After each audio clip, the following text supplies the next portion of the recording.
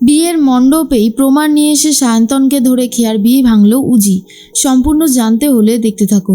গল্পে শুরুতেই দেখা যায় কোনোভাবেই সায়ন্তনের বিরুদ্ধে কোনো প্রমাণ জোগাড় করে উঠতে পারেনি এখনো পর্যন্ত উজি, কিন্তু সে চেষ্টা থামায়নি, চেষ্টা চালিয়ে যাচ্ছে। আর এর মাঝখানেই নিশাও চাইছে আসল অপরাধী যাতে ধরা পড়ে, কারণ আসল অপরাধীর ধরা পড়াটা খুবই জরুরি। ঠিক সেই মুহূর্তেই সায়ন্তন খেয়ার সাথে কথা বলতে থাকে। খেয়া তখন বলে, মা, বাবা, দিদি সবাই তোমাদের বাড়ি কালকে যাবে, আর সাথে আমিও। সত্যি আমার ভাবতেও কেমন অবাক লাগছে। কিছুদিন আগেও আমি বিয়ে করতে চাইছিলাম না, বিয়ে নামক ওয়ার্ডটা শুনলেই ভয় পেতাম। আর সেই আমাকেই তুমি কত বদলে দিয়েছো। এখন মনে হয় তোমাকে কখন বিয়ে করব। সায়ন্তন মনে মনে ভাবে, তুমি জানোও না এই বিয়েটা কত বড় একটা সাজানো নাটক। খেয়া তখন বলে, আমি তোমাকে বিয়ে করতে চাই। আচ্ছা, তুমি আমাকে সারাটা জীবন এইভাবেই ভালোবাসবে তো? সায়ন্তন বলে, কি বলছো খেয়া? তোমার মতন মেয়েকে ভালো না বেশি উপায় আছে? তুমি যেভাবে আমার পাশে থেকেছো, সব সময় তোমার বৌমনির এগেনস্টে গিয়ে আমাকে সাপোর্ট করেছো, ভরসা বিশ্বাস দেখিয়েছো, আমি তো তোমার জন্য সারাটা জীবন এভাবেই ভালোবাসা রেখে দেব। খেয়া তখন বলে, থ্যাংক ইউ সায়ন্তন, যত তাড়াতাড়ি সম্ভব আমাদের বিয়েটা হয়ে গেলে দেখবে আমরা অনেক ভালো থাকব। কিন্তু সায়ন্তন তো জানে যে সে কেন খেয়াকে বিয়ে করবার জন্য মরিয়া হয়ে রয়েছে, কারণ সে চায় টাকা, অনেক টাকা। ব্যানার্জি পরিবারের যা সম্পত্তি আছে সমস্তটাতেই নিজের ছাপ ফেলতে চায় সায়ন্তন। অন্যদিকে বাড়ির বেলটা বেজে ওঠে। ঠিক সেই মুহূর্তেই চলে আসে উজি। আর উজিকে দেখার পরেই সায়ন্তনের মা বলে, কি ব্যাপার বলুন তো, সময় অসময়ে রাত বিরেতে আপনারা এইভাবে হুটপাট চলে আসেন, কি হয়েছেটা কি? হ্যাঁ, তখনই উজি বলে, কিছু তো একটা হয়েছে, না হলে কি আর এইভাবে আসতাম বলুন? আপনার ছেলে সায়ন্তনকে ডাকুন। সায়ন্তনের মা সায়ন্তনকে ডাকতেই চাইছিল না। অফিসার তখন এসে জোরাজুরি করতে থাকলে এরপরেই দেখা যায় যে সায়ন্তনের বোনেরও ঘুম ভেঙে গেছে। এরপর সায়ন্তন আর সায়ন্তনের বোন দুজনাই চলে এসেছে। সায়ন্তন বলে, কি হয়েছে? এরপরেই উজি বলে, আপনার হাতে নাকি একটা ট্যাটু আছে, আমাকে ট্যাটুটা দেখান। কিন্তু কিছুতেই দেখতে পায় না উজি, কারণ সেই হাতটাতেই নাকি কেটে গেছিল।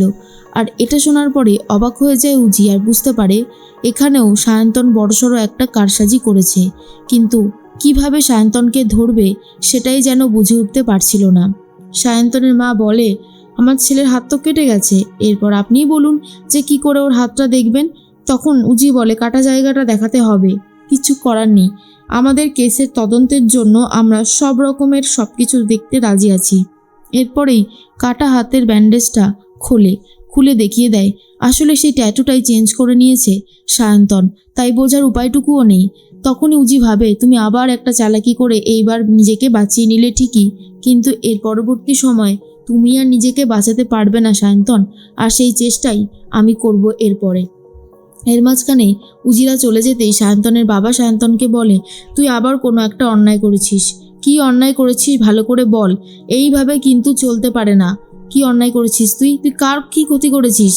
সায়ন্তন বলে, বাবা আমি কারোর কোনো ক্ষতি করিনি, এই সমস্ত কথা একদম বলবে না তো। নিজের স্বপ্নের পিছনে ছোটাটা কি খারাপ নয় তো? তাহলে তুমি এইসব বিষয় নিয়ে মাথা ঘামাচ্ছ কেন? একদম ঘামিও না। সায়ন্তন বলে, উজি মিত্র, তুমি যতই চেষ্টা করো না কেন ধরতে তুমি আমাকে পারবে না, তার আগেই আমি খেয়ার সিঁথিতে সিঁদুর তুলে দেব।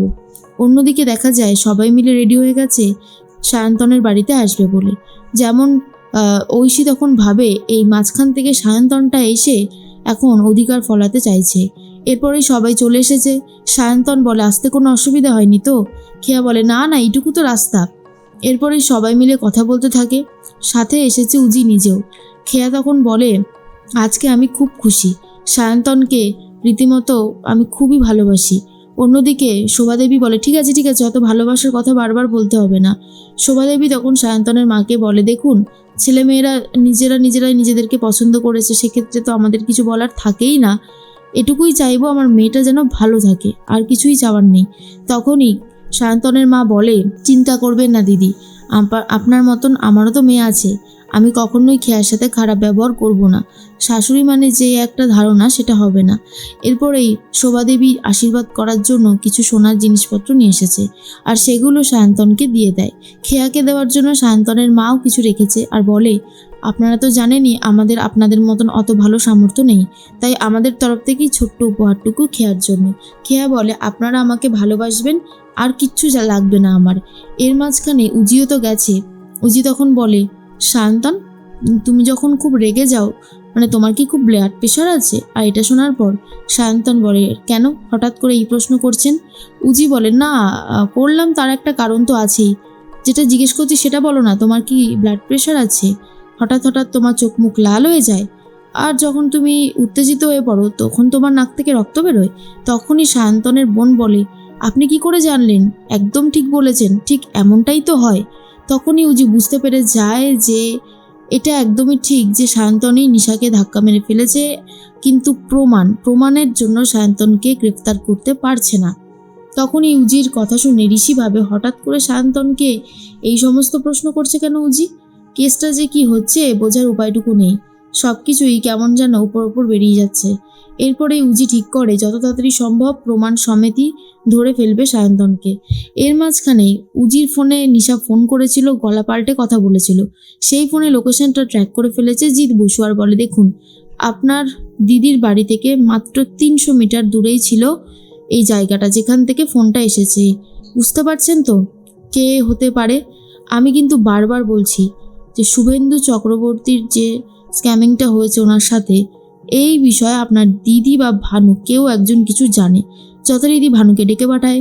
নিশা সেই সময় সাজতে ব্যস্ত ছিল, তাই নিশা এই কাজটা করতে পারে না, এটা বিশ্বাস করে জিৎ বসু। তাহলে কে করেছে? ভানু, এমনটাই ভাবছিল। এর মাঝখানে ডাক্তার দিয়ে চেক আপ করাতে শুরু করে নিশাকে, আর তখনই ডাক্তারবাবু বলে খুব তাড়াতাড়ি ওনার জ্ঞান ফিরে আসবে। এরপরে ঋষি চলে এসেছিল দেখা করতে। তখনই উজি বলে, এইরকমভাবে তুমি এখন দেখা করতে এসেছো, আমাদের পুলিশি ভাষায় এটাকে ঠিক বলে না, তুমি এখন ফিরে যাও। তখনই উজির কথা শুনে ঋষি ফিরে যায়, আর এরপরে নিশার হাত ধরে টেনে তোলে উজি, আর বলে, তুই একদম সুস্থ, কেন এইভাবে নিজেকে অসুস্থ বানিয়ে রেখেছিস দিদি? শুভেন্দু চক্রবর্তী স্ক্যামিংটা তোরা করেছিস বল, কেন করছিস এই জিনিসগুলো? তোদের তো বারবার করে বারণ করেছিলাম যাতে এই বিষয়ে তোকে কেউ কিছু জিজ্ঞেস না করে, তাই তুই কোমায় চলে যাওয়ার অ্যাক্টিং করছিলিস। এরপরেই নিশা বলে, দেখ আমাকে কে মারতে চেয়েছে সেটাই এখন খুঁজে বার করতে হবে।